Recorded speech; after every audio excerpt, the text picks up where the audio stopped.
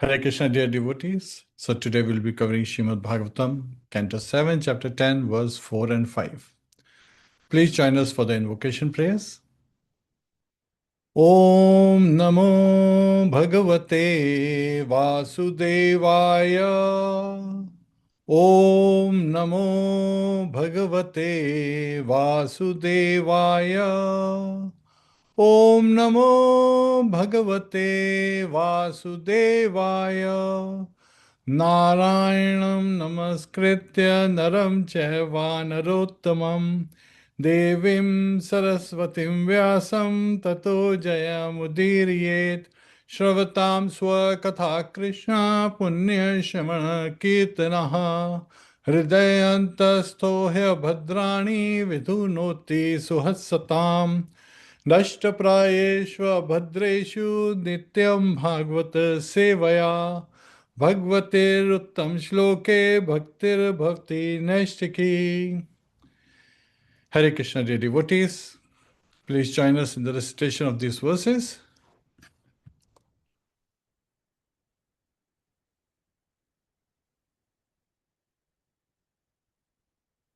Srimadbhagavatam, Canto 7, Chapter 10, verse 4. Nanyata te akhilo guro katet karunatmanaha yasta ashisha ashaste na sabhratya savaivanik. Translation purport by His Divine Grace, A.C. Bhaktivedanta Swami, Srila Prabhupada ki jai. Otherwise, O my Lord, the Supreme Instructor of the entire world, you are so kind to your devotee that you could not induce him to do something unbeneficial for him. On the other hand, one who desires some material benefit in exchange for devotional service cannot be your pure devotee. Indeed, he is no better than a merchant who wants profit in exchange for service. Hare Krishna Devi, would you like to read the purport? Hare Krishna. All glories to Srila Prabhupada ki jai. Purport. It is sometimes found that one comes to a devotee or a temple of the Lord just to get some material benefit. Such a person is described here as mercantile man. Bhagavad Gita speaks of Artha Jigyasur Artharthi. The word Artha here refers to one who is physically distressed, and Artharthi refers to one in need of money. Such persons are forced to approach the Supreme Personality of Godhead for mitigation of their distress or to get some money by the benediction of the Lord. They have been described as Sukriti, pious, because in their distress or need for money, they have approached the Supreme Lord. Unless one is pious, one cannot approach the Supreme Personality of Godhead. However, although a pious man may receive some material benefit, one who is concerned with material benefits cannot be a pure devotee.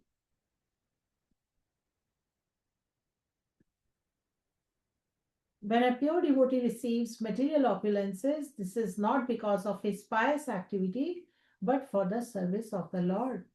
When one engages in devotional service, one is automatically pious. Therefore, a pure devotee is anya bilashita shunyam. He has no desire for material profit, nor does the Lord induce him to try to profit materially. When a devotee needs something, the Supreme Personality of Godhead supplies it. Yoga kshemam vahamyam. So sometimes materialists go to a temple to offer flowers and fruits to the Lord because they have learned from Bhagavad Gita that if a devotee offers some flowers and fruits, the Lord accepts them. In Bhagavad Gita chapter 9 verse 26, the Lord says, Patram pushpam phalam toyam yome bhakteya prayachati tad aham bhakte uprahritam ashnami prayatatmana. If one offers me with love and devotion a leaf, a flower, fruit, or water, I will accept it. Thus, a man with a mercantile mentality thinks that if he can get some material benefit, like a large amount of money, simply by offering a little fruit and flower, this is good business. Such persons are not accepted as pure devotees because their desires are not purified. They are still mercantile men. Even though they go to temples to make a show of being devotees, sarvopadi nirmuktam tatparatvena nirmalam. Only when one is fully free from material desires can one be purified, and only in that purified state can one serve the Lord. Hrishikena Hrishikesha Sevanam Bhakti Uchyate. This is the pure devotional platform. Hare Krishna. Hare Krishna, thank you, Devi. So now join us for the recitation of Srimadbhagavatam, 5th verse from 10th chapter of Canto 7. Asha sanuna vaibhrityah swaminne ashish atmanah na swami bhrityah swamyam icchan yorati chashisah. Translation and purport by His Divine Grace, Sri Bhaktivedanta Swami Srila Prabhupada. A servant who desires material profits from his master is certainly not a qualified servant or pure devotee. Similarly, a master who bestows benedictions upon his servant because of a desire to maintain a prestigious position as master is also not a pure master. Devi, would you like to read the purport? Hare Krishna. Jai Srila Prabhupada. As stated in Bhagavad Gita, chapter 7, verse 20, Kamastaistaiv Hrita Jnana Prapadyante Anya Devata. Those whose minds are distorted by material desires surrender unto demigods. A demigod cannot become master, for the real master is the Supreme Personality of Godhead. The demigods, to keep their prestigious positions, bestow upon their worshippers whatever benedictions the worshippers want. For example, once it was found that an Asura took a benediction from Lord Shiva by which Asura would be able to kill someone simply by placing his hands on that person's head. Such benedictions are possible to receive from the demigods. If one worships the Supreme Personality of Godhead, however, the Lord will not offer him such condemned benedictions. On the contrary, it is said in Srimadbhagavatam, Canto 10, Yasyaham anugranami harishye tad dhanam shanay. If one is too materialistic but at the same time wants to be a servant of the Supreme Lord, the Lord, because of his supreme compassion for the devotee, takes away all his material opulences and obliges him to be a pure devotee of the Lord. Prahlad Maharaj distinguishes between the pure devotees and the pure master. The Lord is the pure master, the supreme master, whereas an unalloyed devotee with no material motives is the pure servant. One who has materialistic motivations cannot become a servant, and one who unnecessarily bestows benedictions upon his servant to keep his own prestigious position is not a real master. Hare Krishna. Hare Krishna, dear devotees, please join us in seeking blessings from the Acharyas. Namo Vishnupadaya Krishna Prishtaya Bhutale Srimate Bhakti Vedanta Swami Niti Namine Namaste Saraswate Deve Gauravani Pracharine Nirvishesha Shunyavadi Paschatya Deshatarine Om Jnana Timirandasya Jnananjana Shalakaya Chakshurunmilitam Yena Tasmai Shri Guruve Namaha Mukam karoti vachalam pangum langhayate girim yat kripa tadaham vande Shri Gurum Dinataranam. Hare Krishna, Krishna Krishna, Hare Hare, Hare Rama, Rama Rama, Hare Hare. Hare Krishna, dear devotees. As you can all imagine, that these verses, they help us understand the qualification in a mood of one who is situated on the transcendental platform. And Prahlad Maharaj is the best among the devotees. So again, Bhakta Shiromani is another way. He is like the jewel of all among all the devotees. And Srimadbhagavatam is called Digamakalpataro Kalitam Phalam. So the ripened fruit of the Vedic tree, because this wisdom, it nourishes us at every stage of our life. The very soul that we are, it helps us overcome various impediments that we may be encountering in this life. Now, as we try to take a deeper dive, Srila Prabhupada in his purport, right? What do we understand? If we actually understand, it's the mirror that we avoid, right? There is always a question that every sincere devotee must confront one day, right? Now, sooner or later, it's going to face us. Not in public, not in philosophy, but in the quiet chambers of our heart. That's where Lord is residing as Paramatma, Super Soul. And we may ponder upon this question. What's that question? Why am I serving Krishna? Is it because I love Krishna or because I expect something from Krishna? So again, this is always, do I truly love him? Is that the reason I'm serving him? Or is it because I'm expecting something in return? And when we look at it, when we take a deeper dive, the truth is very uncomfortable and very subtle at times. We may leave the material world or the material consciousness, but the material mentality quietly follows us into devotion. As Srila Prabhupada also identifies that this temples and devotee association, these are like hospitals. And when we go to the hospital, we want to get cured of our diseases, but that doesn't mean that the doctors, the nurses, the compounders, the employees at the hospital cannot get infected by those very diseases. We saw this during COVID-19. So many doctors and nurses, they got infected. Sometimes we want to live long life, but many times we see that these very people who are serving in the hospital may be contacting diseases, developing conditions, and may not have long life. And we all know that even the doctors, they have their lifespan. So even the material body that they have, they end up leaving it because they're not immortal. So asking this question is very important, because if we are taking this material mentality with us, what are we doing? We are getting ourselves caught in the cycle of birth, death, old age, disease. So again, the rebirth is planned in that case. So we should stop asking the world for things and we should start asking Krishna. That is what is very important. And these gems from Srimadbhagavatam we have chosen because these are our companions at every stage of life. They help us reflect. And when we talk about the mirror of the heart, right, that we avoid at times, as we get more clarity into our consciousness, then we may say, wait a minute, what I think is right is not right.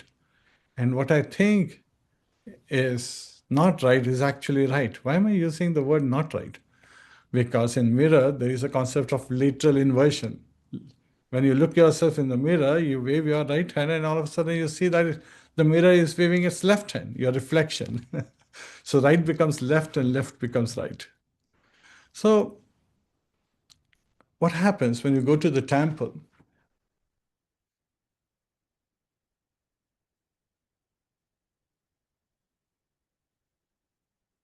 We stop asking the world for things, but we start asking Krishna for those very things. And so how do we see? We stop negotiating with people, but we begin negotiating with God. In Bhagavad Gita, chapter 18 talks about even the worship is in three modes.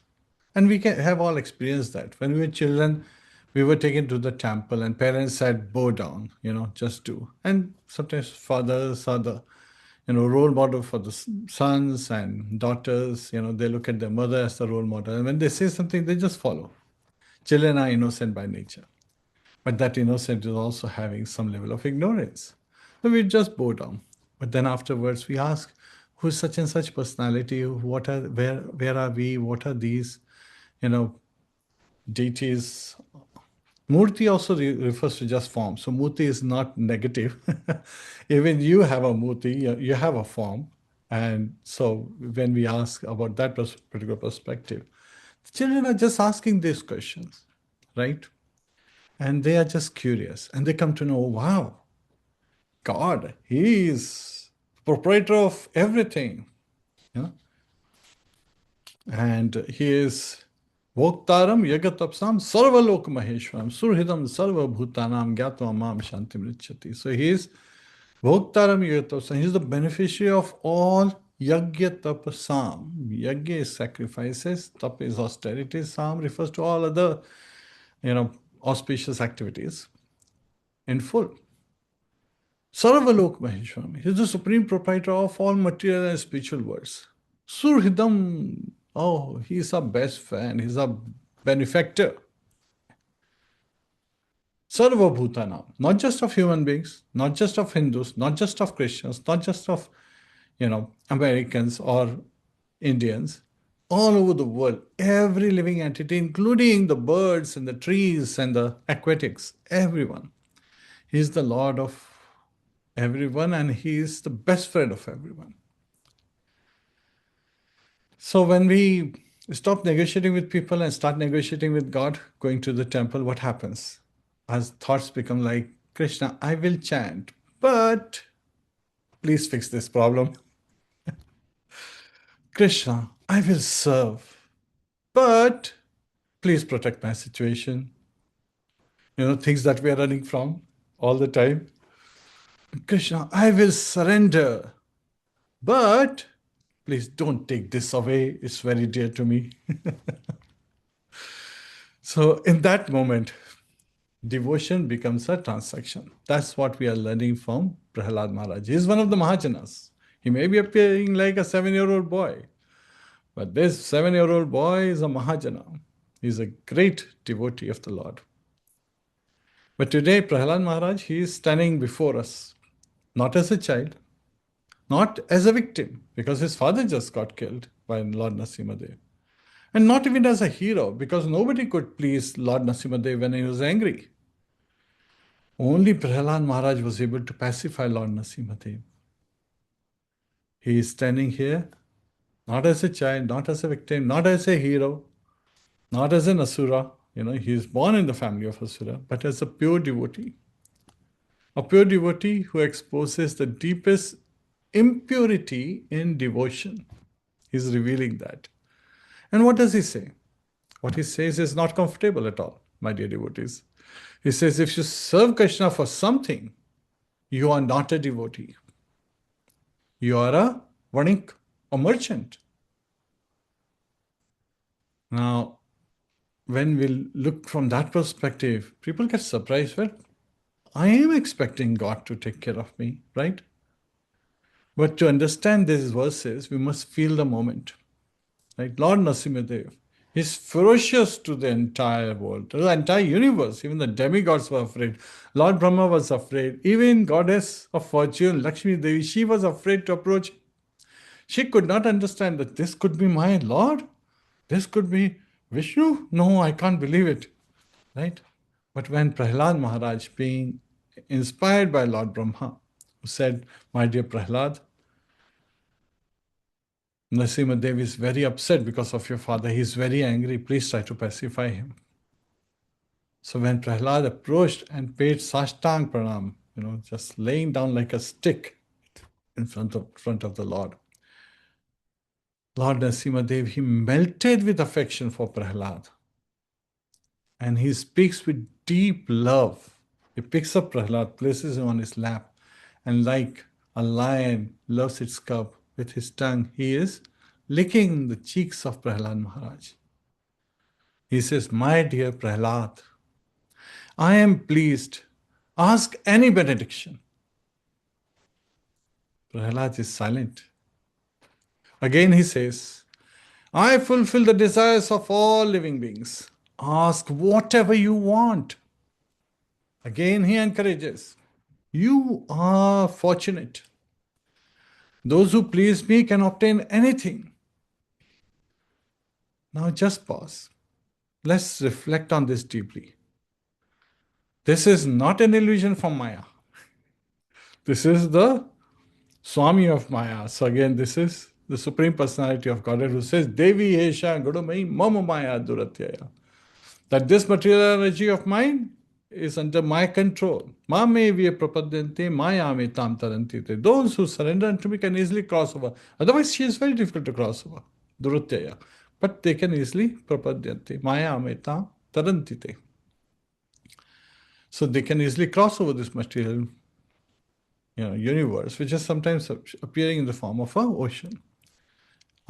Analogically, metaphorically, yes. So this is the Supreme Lord himself inviting desire in the heart of Prahlad. And hearing these words, what's happening to Prahlad? He is trembling internally. Why is he trembling internally? Right? Because he understands something that we do not. That the mind is flickering. Right? Just as Arjun confessed, what did Arjun say? My dear Krishna, the mind is restless, turbulent, obstinate, and very strong.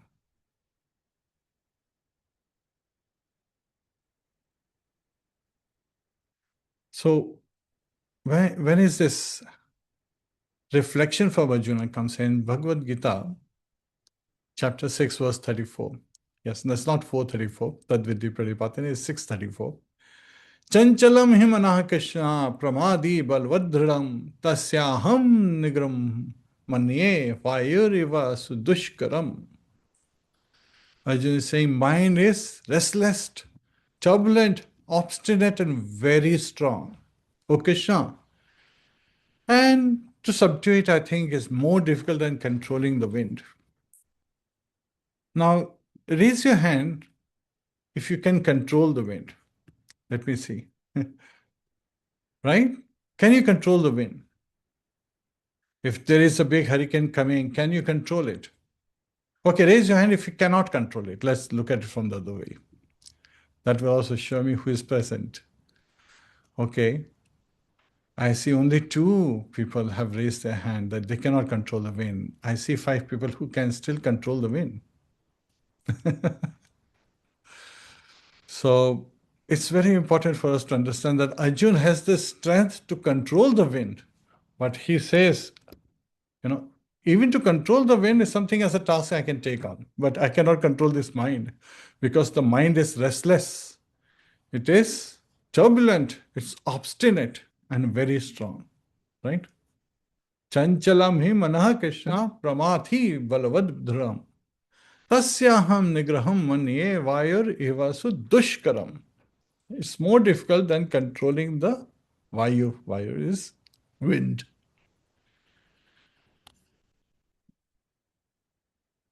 And Prahlad sees within himself. What is he seeing? Oh, the seed of desire is still there. Yes, we forget that the seed of devotion is there and the seed of desire is also there. One is focusing on Krishna consciousness, another one is concentrated with material consciousness, ready to sprout as soon as we sow it and start watering it. Right? That seed of desire is still there, my dear devotees. And therefore he says, oh, my dear Lord, please, please, please do not tempt me. This is not rejection of Krishna. This is not rejecting Krishna's desire. This is not showing Nasimadev, oh, you are wrong. No. That's not arrogance. This is the protection of devotion. So sometimes when we hear about Jayapataka Maharaj talking about a good dog and a bad dog, if there's a fight between a good dog and a bad dog, which dog will win? Well, of course, the one you water the one you feed the most.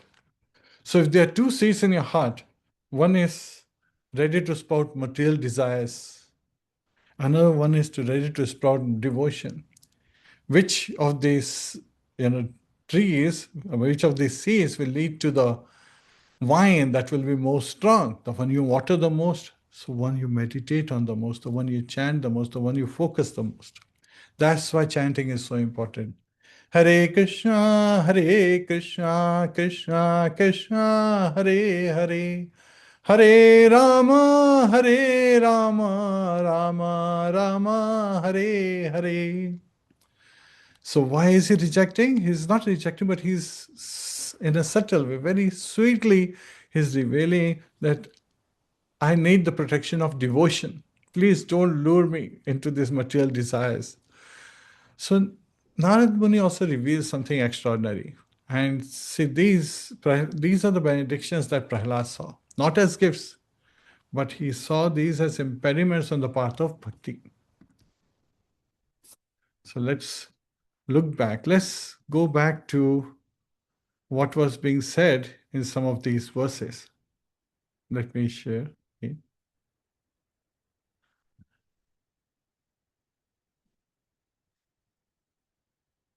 It is interesting, Prabhu. Yeah, While you well, open up, I want to gently help everyone remember at different stages when they felt they turned to Krishna, what was their mood? You know, Bhagavad Gita talks about four kinds of pious men come to Krishna. And so it would be a nice exercise. One should think about what were they looking for? Did they come when they were in distress? Or did they turn to Krishna when they were looking for some material benediction? Or they were just curious to learn more about maybe Shastras or how things work in this material creation? So in this way, there are different kind of pious people who come to Krishna. Gita describes that. yes, Chaturvida Vajante Mam, Jana Sukritano Arjuna, Artho Jigyasu Arthati, Gyanischa Bharata Shubha. So there are four kind of pious people. They're not devotees yet, but they are pious. They are Sukrit. Again, they have taken shelter of Krishna. They have approached Krishna. Artho, one who is distressed, Jigyasu, one who is inquisitive, Arthati, one who is seeking economic development, and Gyani. And of the three or four of them, Gyani is considered the highest, because he is seeking the absolute truth. Now let's look at what was some of the benediction that Narasimhadev was giving Prahlad Maharaj, and how could they be impediments? If Lord Vishnu would come to us and immediately says, I give you this benedictions, what would be our response? Let's just look at that from the perspective. The Supreme Personality of Godhead said, My dear Prahlad, most gentle one, best of the family of Asuras, all good fortune unto you.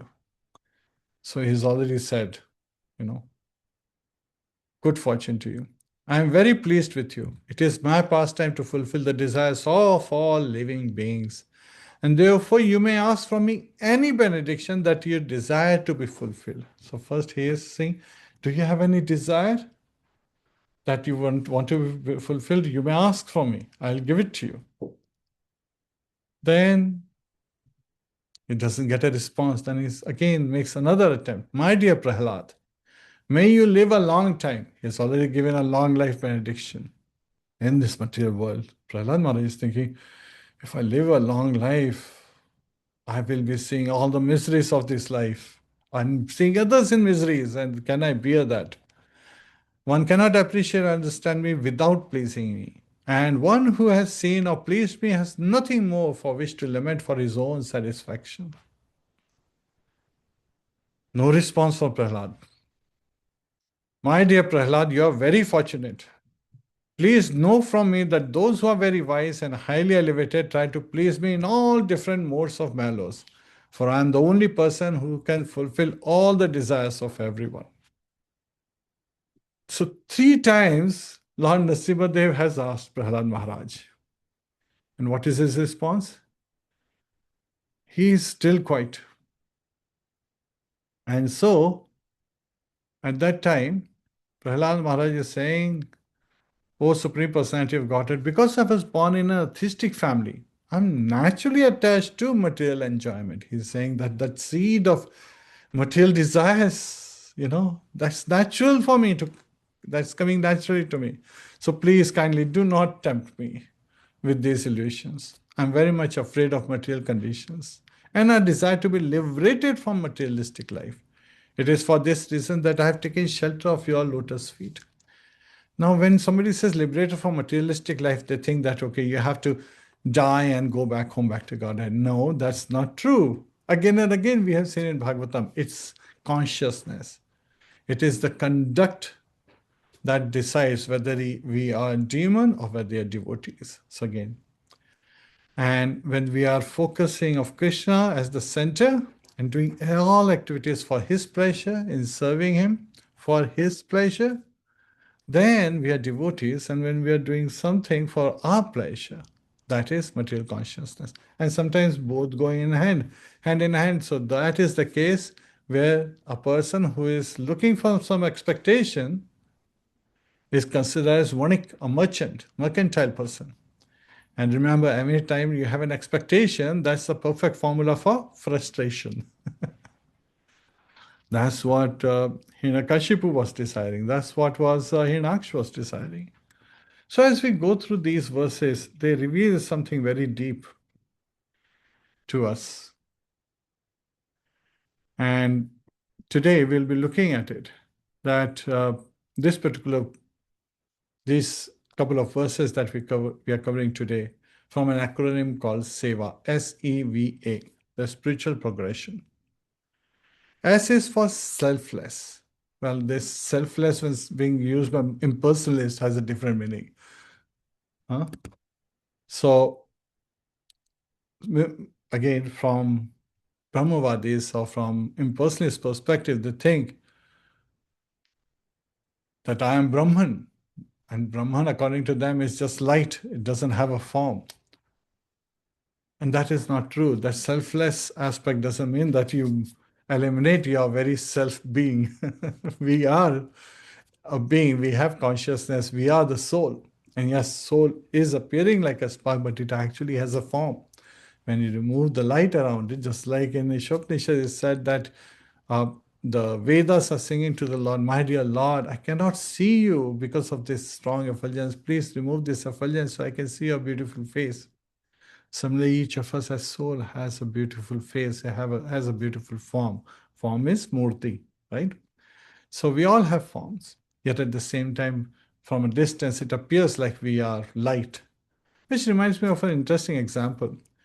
Many villagers, they came to know that they have a new railway station. They had never seen the rail. And so they went to see the rail. And then it was dark night, it like no moon night, Amavasya time. And they saw from a distance great light coming. And they were like, oh, that light, that is train. Some of them said, oh, yes, I've seen the train they left. It's just like a bulb in my house. Now, some people, they stayed back. They said, you know what? Let me see. Oh, it looks long and it's traveling towards us like a snake. Just the thought of snake makes them uncomfortable. And they said, okay, I have seen the train. It is like a big snake, with our money on its head. So, okay, they left thinking, okay, this is what train is. Some people were still a little more curious to know. They were still a little more strong. Maybe they were not afraid. They didn't accept it to be just snake.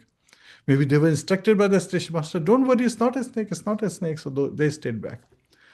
And then when the train came and stopped at the station, they saw, wow, it's got bogies in it. They walked in, wow, it has seats in it, it's got berths and it's got engine, it's got so many facilities and so forth. Now, if somebody was to ask who has the perfect realization of what a train is, of course, you will say the last one. And similarly, it is described in the Shastra. Vadanti tattvas vidam tattvam yash jnanam avyayam brahmeti paramatmeti bhagwan iti shabdate. So those who are seeking the absolute truth recognize the absolute truth in three forms: Brahman, Paramatma, and Bhagwan. Brahman is the effulgence, Paramatma is the super soul in our heart, and Bhagwan is the Supreme Personality of Godhead, Lord Krishna. So selfless means not to leave your form, but to think of yourself less. Not to think less of yourself, don't become a doormat, but to think of yourself less because you are filling your time by thinking of Krishna all the time. In this regard, I'm reminded of an example from Christianity, where the priest is asking a lady, he says, do you love God? She says, yes, I love God. He says, do you hate Satan? She says, no, I do not hate Satan.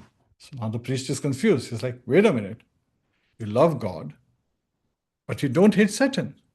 She says, yes, because I have no time left from loving God that I would think of Satan.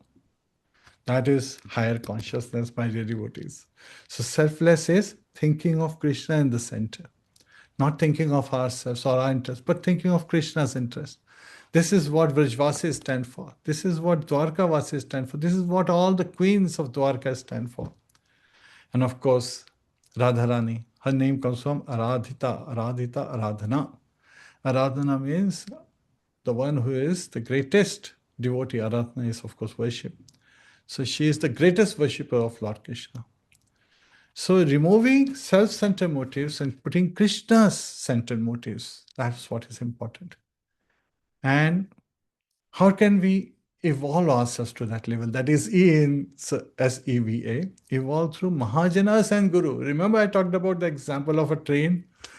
Well, some stayed back because the station master who had seen the train before said, no, no, no, it's not a snake, just stay, you will see the train properly. And he showed them the train. So sometimes we need Mahajanas like Prahlad Maharaj, who is showing us the greater depth of devotion through these verses. So we have to learn from perfect souls, Mahajanas. Mahajana yena gatha pantha. So we have to follow the path of Mahajanas. Now following also can be in two ways. Anukaran or Anusharan. Anukaran is imitating them, not good. A parrot may keep saying Ram, Ram, Ram, Ram, and the moment somebody catches its throat, it may start squawking some of the sounds.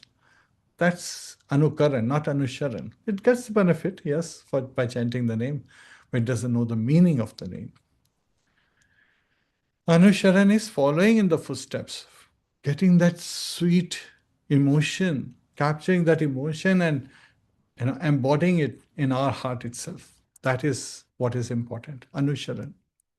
So learning it from perfected beings like the exalted Shiromani Bhakti Shiromani Prahlad Maharaj. And SEV, V is Vaishnava etiquette, Vaishnava achar. Right? This refining of devotion through behavior, once behavior starts transforming. Yes, Prahlad Maharaj would appear like a Avduta, sometimes completely smiling, sometimes crying, sometimes rolling on the ground, because he's constantly thinking of the Lord. Yes, that kind of behavior does happen. We also see the story of Jad Bharat, where he was appearing like a dull person. But was he a dull person? No. He was an exalted personality, Bharat Maharaj, prior to prior birth. And he had understood the cause of his fall down in that birth. So we have to refine our devotion through behavior, by sadachar, by that etiquettes that Vaishnavas. They never take offense and they always seek to serve Krishna as their prime motive, which of course means also loving Krishna's children, us. SEVA. A stands for achieve pleasure of the Lord. So again, what is the achievement? It's not to achieve our motives that we were thinking, our material desires, all the aspirations of name, fame, and glories that need to be fulfilled, but the pleasure of Lord. So again, Rishikesha Sevanam Bhakti Ruchyate. So when we engage our senses in the service of Lord Rishikesha, the master of the senses, that is the best seva, we understand. So this is not a concept. It is a pathway of purification, my dear devotees. We talked about this. Many people, they come to the temple and they're asking for various things. Oh God, please give me a promotion, get me a promotion. Oh God, please give me a beautiful wife. Oh God, please give me a son, give me a daughter. Oh God, please make me CEO. And oh God, please get me a visa for such and such place. Oh God, so they're making Krishna as order supplier. Fulfill my orders. I've come to you to get my orders fulfilled. But then the devotees approach and they say, well, all these people are asking Krishna, but we are more intelligent. We will ask for Krishna. Oh God, please let me take you. Let you be mine. But then there are higher level of devotees. They said, Lord is everyone's anyway. Let me be of Lord's. Oh Lord, I want to do what you want. I desire to do what you want. Please give me the privilege to serve you. That is Krishna Bhakti in true sense. So this is a path of purification, and there is no upper limit. The sky is the limit. It's just our consciousness, our behavior that is reflecting some of the aspects. So what is Prahlad Maharaj teaching us? That devotion is not about proving oneself, building a big temples and driving so many people into Rath Yatras and all that. Yes, it does take effort, it does take empowerment. Yet at the same time, charity begins at home. It is about purifying oneself first before trying to deliver the whole world. We're all chanting the holy name. Hare Krishna, Krishna Krishna, Hare Hare. Hare Rama, Rama Rama, Hare Hare. And we are saying, Oh Mother Hare, oh my dear Krishna, oh my dear Lord Ram, please engage me in your devotional service. We are approaching through Mother and trying to seek this happen. And when service comes, what do we say? Oh, don't, I'm too busy chanting. I'm too busy taking care of my things. Give him the service. Give her the service. Well, you just lost the purpose. You asked for something, but when offered, you didn't accept it. Because name, fame, recognition, even within devotion, right, are the most refined traps of material energy, Maya. And therefore, Krishna must be in the center, not the senses. Because the uncontrolled senses are not neutral. That seed of material desire is ready to sprout if we water it, if we meditate on it. Dhyayate vishyan pumsa sangashte shupajayate sangha sanjayate kama kamat krodho vijayate. Krodhat bhavati sammoha sammoha smriti brahmasat buddhi nashat vinashyati. We have talked about these verses many times, the two verses from Bhagavad Gita. Dhyayate vishyan. So when we meditate on these sense objects, sangate shivjayate, we develop attachment towards them. Sangha sanjayate kama. From this attachment arises lust, kama.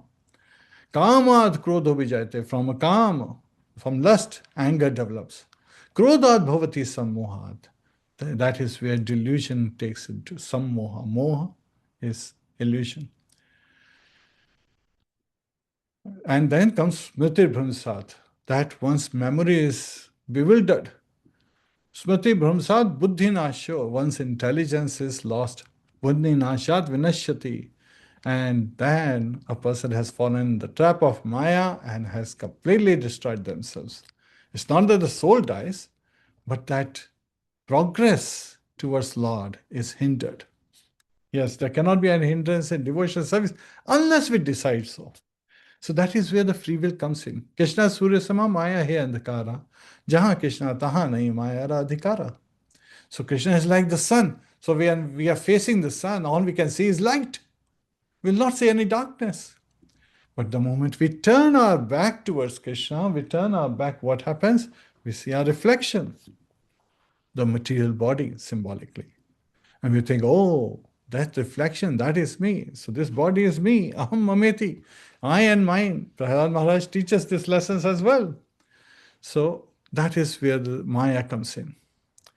And so these senses, they are venomous. And the benedictions that feed them, that water them, it's like putting ghee in fire and expecting the fire to die out. No, it will become more strong. So these benedictions that are feeding these senses to Prahlad Maharaj, he is understanding these are not benedictions, these are impediments in my spiritual path. Right? They are not blessings, they are obstacles. So we begin with the most foundational shift, not external, but internal. It's a heart-to-heart conversation that Prahlad Maharaj is having with us. And not what we do, but why we do it is the question we should ask. We talked about selfless, does not mean I'm nothing, like Brahmavadi things. It means that I stop thinking about myself as the center. It's the most misunderstood transformation. Why? Because even in devotion, a self subtly remains in the center. My seva, my realization, my progress, my recognition. Prahlad Maharaj is removing all this from the center completely. And he's replacing with what? My dear Lord Krishna, my worshipable Lord. So again, he's meditating. I want to serve you. I want to meditate on your name, form, activities, pastime of the Supreme Lord.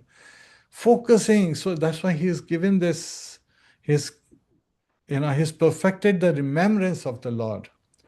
And he's constantly meditating. What does he say? That one who serves for benefit is a merchant, a vanik.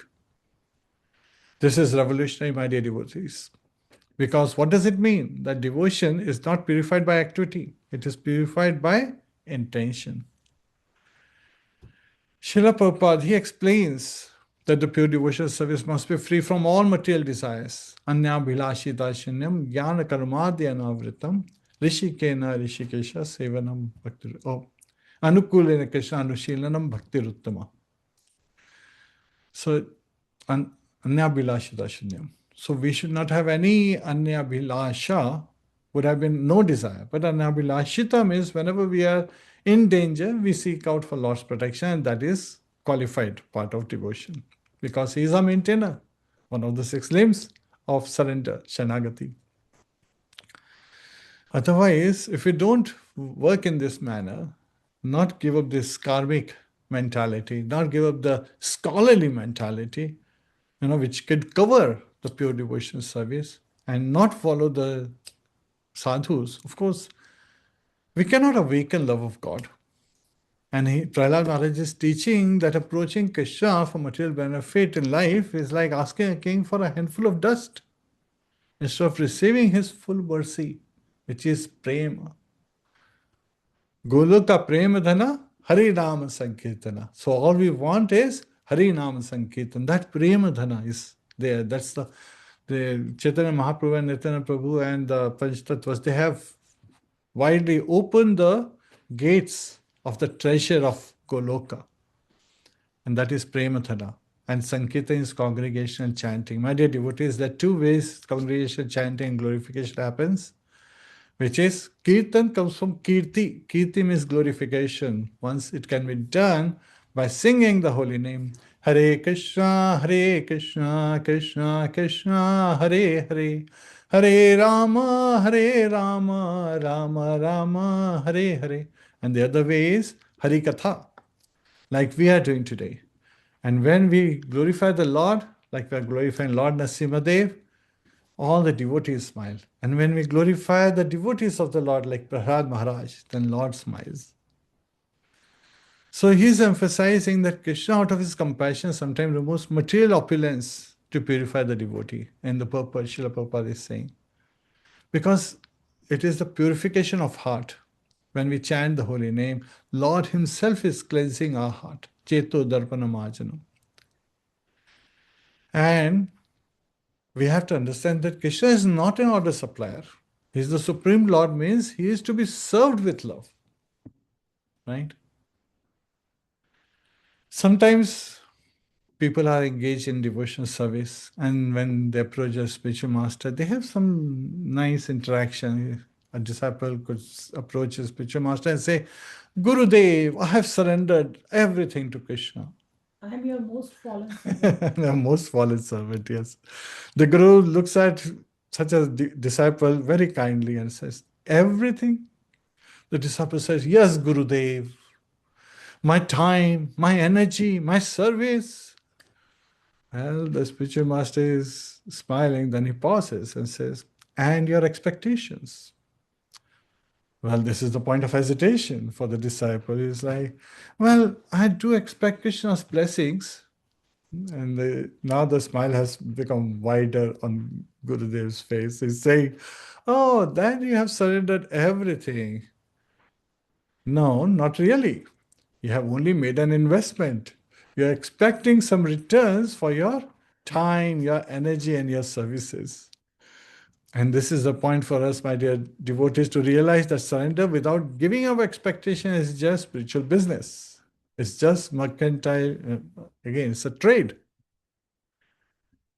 Sometimes people are doing the chanting, thinking that, yeah, it will solve all my problems. Yes, material problems. That's what they're thinking. So they could approach another devotee and say, "Oh, Prabhuji, I have been chanting Sicily, but my problems are still there." I actually encountered this over the weekend. Well, my question was, when did you really start chanting? And why did you start chanting? Like, I've been chanting for 3 months now, and I want to solve all my problems. That's the reason I'm chanting. Well, in that case, it's very much evident that the person is chanting for their problems, not for Krishna.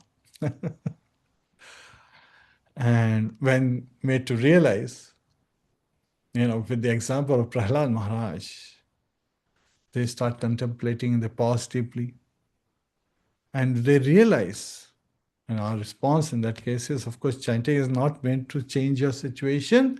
It is meant to change your consciousness from material consciousness to Krishna consciousness. From putting yourself in the center, your sense in the center, to putting Krishna in the center. That is what it is. It is a different kind of medication. It is a spiritual medicine to purify our consciousness so that we can become happy. And we are all seeking happiness. Anand Bhaya Abhyasat, we are all seeking happiness. But until the time we continue to do what we want to do, what will happen is what Krishna desires.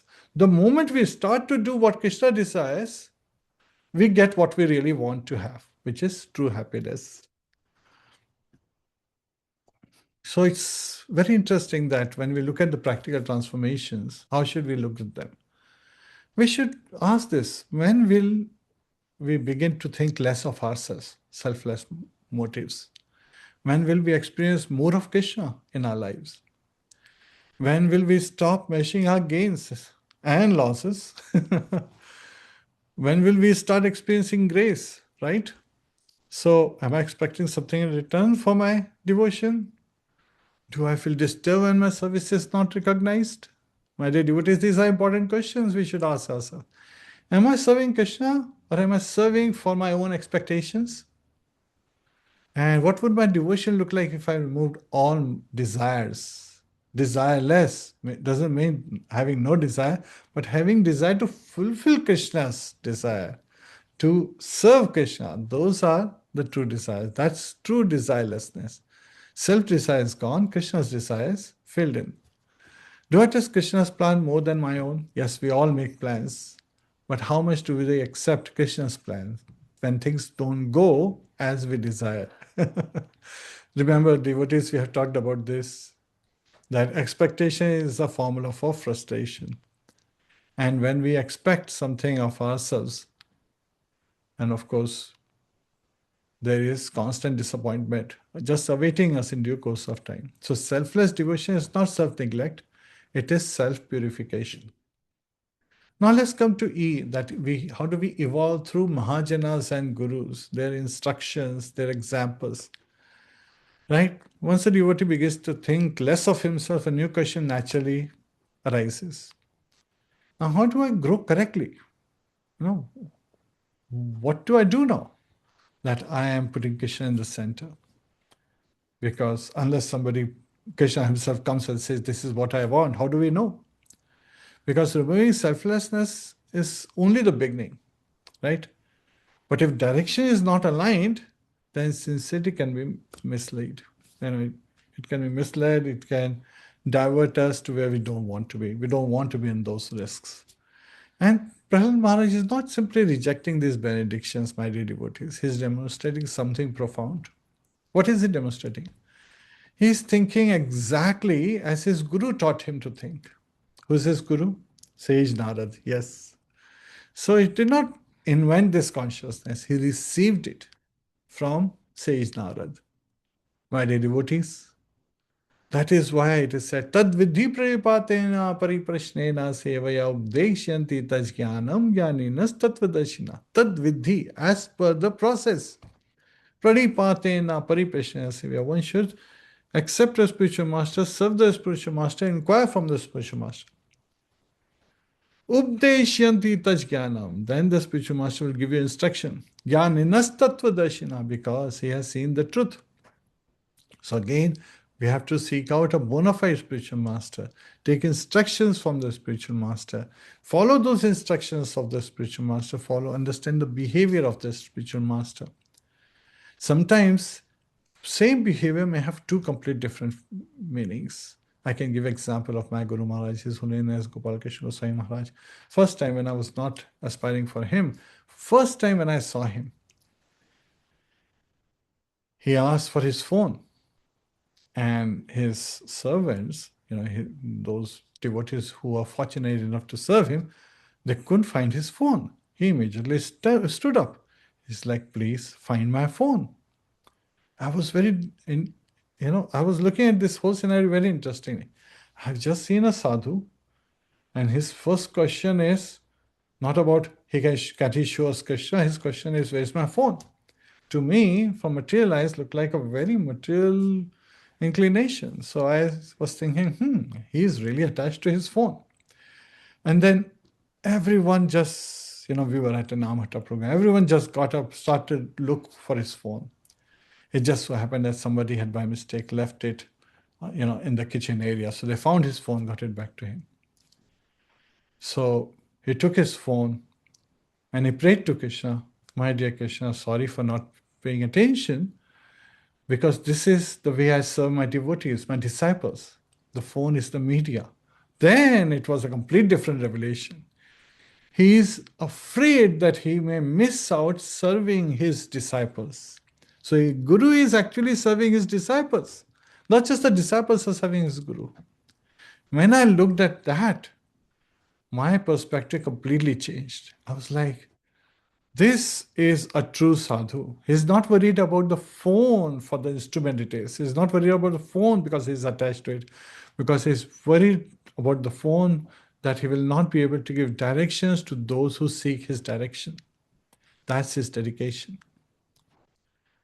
So, my dear devotees, we have to look at it from these examples as how deep they are. Prahlad Maharaj's examples and so forth.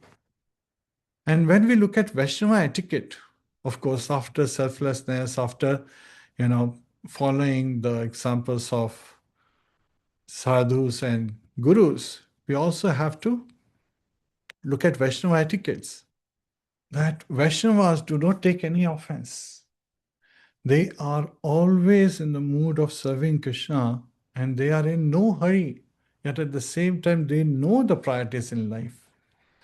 Gaur Kishodas Babaji Maharaj, he was constantly being disturbed by the materialists who wanted to come and ask for various benedictions, so much so that he decided that he will go to Sandas area, the toilets area, and he will close the door and chant his rounds there because he could not chant with these materialists disturbing him. Because his focus was chanting. His focus was, I want to serve Krishna. His focus was bhajana kriya. So Kirtananandi are the ones who are singing the Lord. But Bhajananandi are Kirtananandi, Kathanandi, and everything. All 9 processes. So he was doing it. And then Bhakti Vinod Thakur sent, Bhakti Siddhanta Saraswati Maharaj to get initiation from Gaur Kishore Das Babaji Maharaj. And he is a disciple. He said, I'm aspiring that you give me initiation. And when he says, oh, you're such a big scholar, how can I give you initiation? He said, no, I will only take initiation from you. And he said, okay, I'll ask Krishna, you come tomorrow. Next day, His Holiness again came, like, I'm looking for initiation from you. And Gaurkishore Das Babaji Maharaj said, oh, I forgot to ask Lord Gauranga, please come next month. He was trying to delay. And once he understood His Holiness Bhakti Siddhanta Saraswati Maharaj, he said, I will give up this body if you don't give me initiation. So at that time, Gaur Kishore Das Babaji, he agreed to give initiation. Now we also remember that Gaur Kishore Das Babaji Maharaj was not a literary, a scholar at all. He didn't know how to even read and write.